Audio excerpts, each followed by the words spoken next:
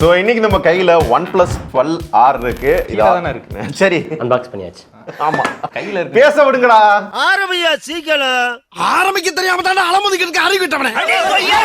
அமைதி அமைதி அமைதி அமைதி அமைதி அமைதி. சோ 12R பாக்ஸ்க்குள்ள ஃபர்ஸ்ட் என்ன இருந்துச்சு அப்படின்றத சொல்லிடுறோம். எப்பயும் போல சார்ஜர், சார்ஜிங் கேபிள், அந்த 12 இருந்த மாதிரியே 100 வாட் சார்ஜர், போனுக்கு ஒரு கேஸ், பேப்பர்ஸ், ரெட் கேபிள், இந்த பாருங்க இந்த ஸ்டிக்கர், சிம் எஜெக்டர், அப்புறம் வந்து போன் கடைசியா. பேக் கேஸ் சூப்பரா இருந்து பாத்தீங்களா?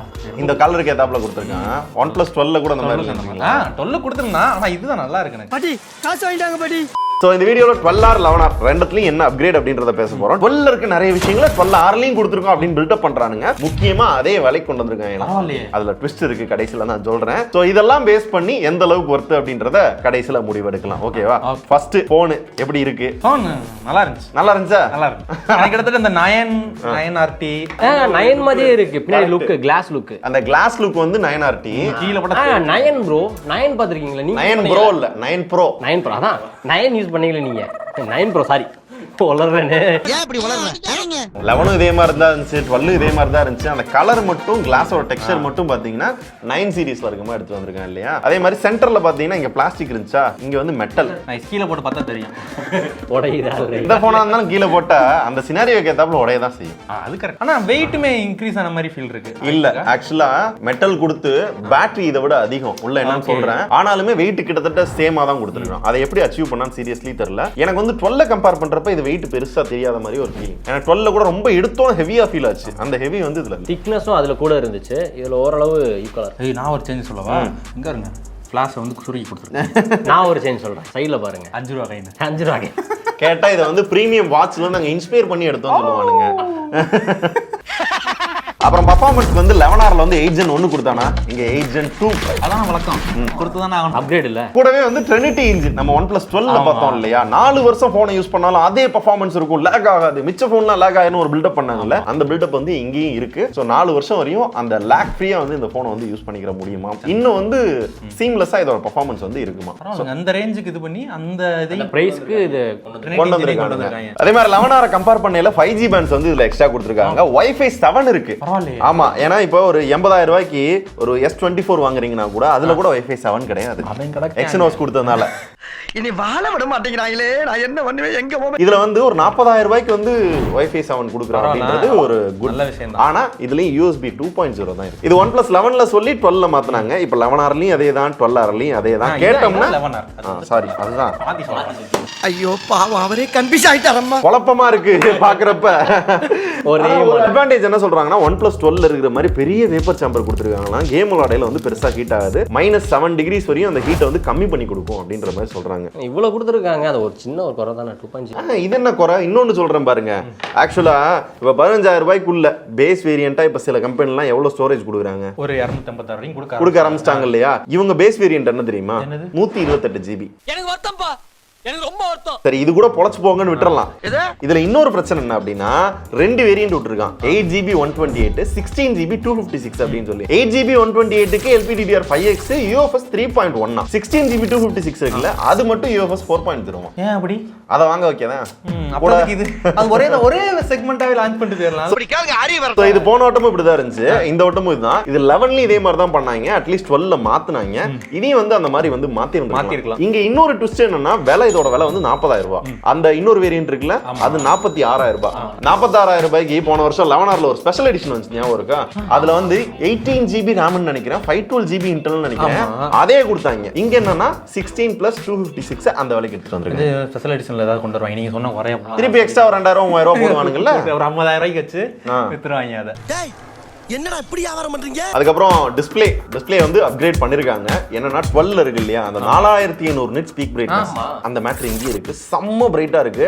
11R பக்கத்துல வச்சோம் அப்படின்னா உங்களுக்கு இந்த லைவா வந்து ஃபீல் பண்ண முடியும் எது பிரைட்டா இருக்குன்னு. இது நல்லா இருக்கு. செம்ம பிரைட்டா இருக்கா? 4500 nitsன்றது இந்த HDR வீடியோ பார்க்கல ஏதாவது சட்டையின் இடங்கள்ல மட்டும் தான் வந்து யூஸ் ஆகும். நார்மல் பிரைட்னஸ் பாத்தீங்கன்னா இப்படிதான் இருக்கும். பட் இதுவே வந்து நல்ல பிரைட்டா. இது என்ன தான் டிஸ்ப்ளே சைஸ் வந்து ஸ்லைட்டா வந்து இன்க்ரீஸ் பண்ணிருக்காங்க. அதுபோக கார்னிங் ஒரு கிளாஸ் விக்டஸ் 2 இருக்கு. மிச்சபடி எல்லாமே 11R மாதிரியே தான் இருக்கும். டிஸ்பிளேலயும் ஸ்லைட்டா ஒரு அப்கிரேட் மாதிரி காமிச்சிருக்காங்க. 12 இருந்த சில விஷயங்களையும் எடுத்து கொண்டு வந்திருக்காங்க. கேமரா செட்டப் என்ன இருக்குன்றத சொல்றதுக்கு அவசியமே இல்ல. ஏன் தெரியுமா? ஏன்னா ஏன்னா போன வாரம் வந்து அதே விஷயத்தை அதே சென்சார் தான் கொடுத்திருக்காங்க. கேட்டா நாங்க இந்த SOC யூஸ் பண்ணி ஆப்டிமைஸ் பண்ணிருக்கோம் அப்படின்னு தான் பண்ணிருக்காங்க. ஆமா, கேமரா தான் நீங்க தான் சொல்ல போறீங்க. 11R-ஐயும் 12R-ஐயும் எடுத்துட்டு போய் அங்க இருக்கவங்க எல்லாம் டெஸ்ட் பண்ணாங்க. லைவ் ரியாக்ஷன் குணா பார்த்துட்டு எப்படி இருக்குன்றத சொல்லுவாங்க.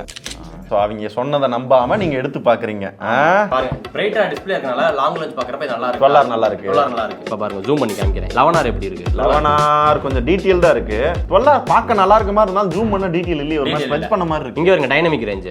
என்னையா இது ஓரளவு நல்லா தெரியுது, அது ஒரு மாதிரி இருக்கு. ஓகே, இதுலயும் பெருசா டீடைல் இல்ல. ஆனா அந்த டைனமிக் ரேஞ்ச் வந்து ஃபீல் ஆகுது. ஹரி போட்டோ பாத்தீங்கங்களேன், இதுல டீடைல் சூப்பரா இருக்கு. நார்மலா பார்க்க நல்லா இருக்கா? ஆமா. இங்க பவுடர் அடிச்ச மாதிரி இருக்கு பாருங்க. லைட்டா இல்ல, நல்லாவே பவுடர் அடிச்ச மாதிரி இருக்கு. சோ பெட்டர் லைட் கேப்சர் பண்ணாலும் டீடைல்ஸ் வந்து பெருசா 12R-ல கிடையாது. இன்னொரு பிரச்சனைனா என்னதான் பேக் சைடுல 4K 60 கொடுத்து வச்சிருந்தாலும் ஃப்ரண்ட்ல அதே 16 கொடுத்து நம்மளுக்கு 1080p 30 தான் கொடுக்குறாங்க. 40,000 ரூபாய் போன்ல. அது என்ன ஏதாவது கொடுத்துருக்கலாம். 12ல மாத்துறாங்க ப்ரோ, 11ல சொல்லி 12ல மாத்துறாங்க, 4K 30 கொடுத்தாங்க. ஏன் 12R-ல மாத்தலன்றது எனக்கு புரியல. இன்னைக்கு இப்படி இருக்குன்றதுக்காக வந்து கண்டிப்பா இந்த போனோட கேமரா நல்லா இருக்காதெல்லாம் கிடையாது. நாளைக்கு ஒரு அப்டேட் கொடுத்து போட்டாங்கன்னா முடிஞ்சு போச்சு. ஏன்னா 12க்குலாம் அப்படிதான் நடந்தது. நாங்க வீடியோ பேசுறதுக்கு முன்னாடி அதோட கேமரா ஒரு மாதிரி இருந்தது. வீடியோ பேசி முடிச்சதுக்கு அப்புறம் ஒரு அப்டேட் வருது, அதுக்கப்புறம் பெட்டரா இருக்கு. ஆனா இதுல ஒரு பாசிட்டிவ் சைடு என்ன அப்படின்னா, பேட்டரி போன வட்டம் வந்து 5000 mAh இருந்துச்சா, இந்த வட்டம் வந்து 5400 வந்து 12ல கொடுத்தான். இதுல வந்து 5500 mAh. இதுல ஆமா பரவாயில்ல, 100 mAh கூட்டிருக்காங்க. இருந்தாலும் வெயிட்டும் கம்மியா. அதே இதுல எப்படி கொண்டு வந்தாங்கன்னு தெரியல. போட்டு விட்டுருவாங்களோ. எந்த சைடு ப்ரோ இருக்குது? என்ன ப்ரோ எந்த சைடு இருக்குல ப்ரோ? Super bro. உங்களை தப்பா நினைச்சிட்டேன் ப்ரோ. தானஸோட கத்தி மாதிரி. ஐயோ இரியா இப்ப நிப்பாட்டுங்க மொத. எப்படி இப்படிலாம் நிப்பாட்டிடுவேன், அதெல்லாம் ஒன்றும் பிரச்சனை இல்லை. நீ வைக்கிறதே தப்பு. நீ வைக்கிறது வேணுனே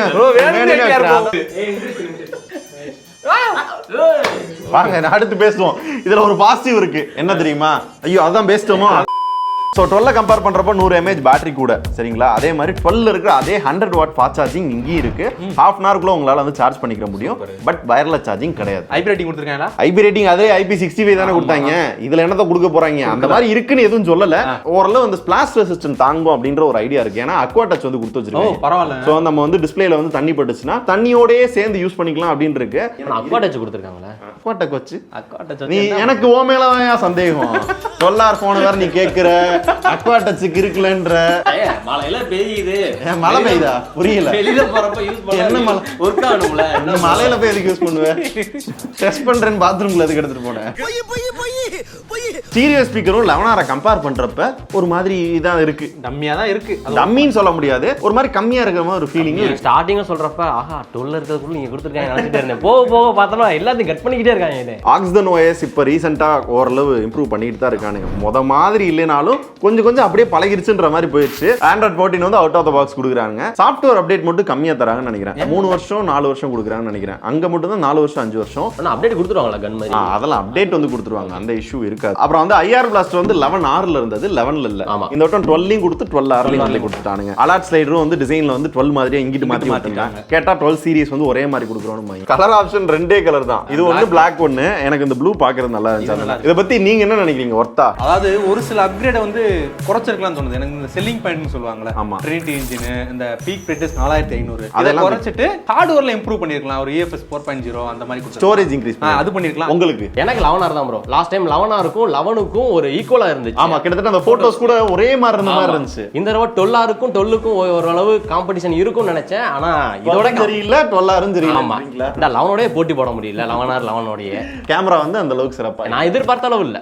நீங்க சொல்லுங்க. நானா என்ன கேட்டீங்க அப்படின்னா, மக்களுக்கு வந்து எப்பயுமே டாப் அண்ட் போன் வாங்கணும் அப்படின்னு இருக்கும். ஆனா அதை அஃபோர்ட் பண்ண முடியாது, பிரைஸ் அதிகமா இருக்கும். சரி, டாப் அண்ட்லயே கொஞ்சம் பழைய போன் வாங்கலாம் அப்படின்னு பார்த்தோம்னா ஒரு வருஷம் பழசுனா டேமேஜா இருக்கலாம், பார்ட்ஸ் மாத்தி இருக்கலாம், இல்ல OS அப்டேட் கம்மியா வரும். அந்த மாதிரி பஞ்சாயத்தெல்லாம் இருக்கிறதுனால சரி வேற என்ன பண்ணலாம் அப்படின்றப்பதான் இந்த மாதிரி போன்ஸ் வந்து பிராண்ட் இப்பெல்லாம் லான்ச் பண்ணிட்டு இருக்காங்க. ஸோ OnePlusல வந்து இது லான்ச் பண்றாங்க, அதே மாதிரி விவோல ஒரு மாதிரி லான்ச் பண்றாங்க, ஐக்கூல் லான்ச் பண்றாங்க, ஈவன் போக்கோல கூட இந்த மாதிரி போன்ஸ் வந்து நம்மளால பார்க்க முடியுது. பழைய ப்ராசஸரை வச்சு நத்திங் கூட அதான் பண்ணிட்டு இருக்காங்க. அவங்களுக்கு ஆப்போசிட்டா தான் இதெல்லாம் லான்ச் பண்ற மாதிரி எனக்குமே ஃபீல் ஆகுது. பட் போன டைம் அது ஒர்க் அவுட் ஆச்சு. 11R அப்படின்ற ஒரு விஷயம் வந்து சூப்பரா ஒர்க் அவுட் ஆச்சு. அது ஒரு கம்பேக் மாதிரி இருந்தது. இந்த டைம் எனக்குமே அந்த ஒரு ஃபீலிங் இருக்கு. கேமரால கோட் அவுட் இருக்காங்க, ஹார்ட்வேர்ல வந்து UFS 4.0 கொடுத்துருக்கணும், இல்ல ஒரு 256 GB வந்து ஸ்டோரேஜ் இன்க்ரீஸ் பண்ணிருக்கணும். இந்த மாதிரி சில விஷயங்களை வந்து மாத்தி பண்ணிருந்திருக்கலாம். அப்படியே இல்லையா ஒரு 2000 ரூபாய் விலையை கம்மியா வச்சிருக்கலாம், இல்லையா 2000 ரூபாய் ஏத்தி அதெல்லாம் கொடுத்துருக்கலாம். எதுவுமே பண்ணாம விட்டது எனக்கு இதான் தெரியுது.